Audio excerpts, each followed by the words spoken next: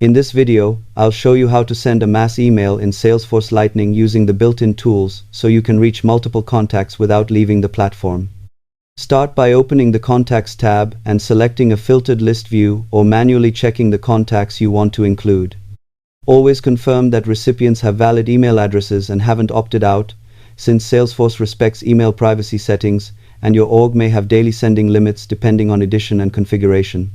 After selecting contacts, click Send Email to open the composer with recipients pre-filled. You can use a saved template for consistent branding and merge fields like first name, or write a simple message from scratch. Keep the subject line clear, avoid heavy attachments, and review links and compliance language before sending. Remember that Salesforce sends individual emails behind the scenes, even in bulk. If this helped, subscribe for more clear Salesforce walkthroughs.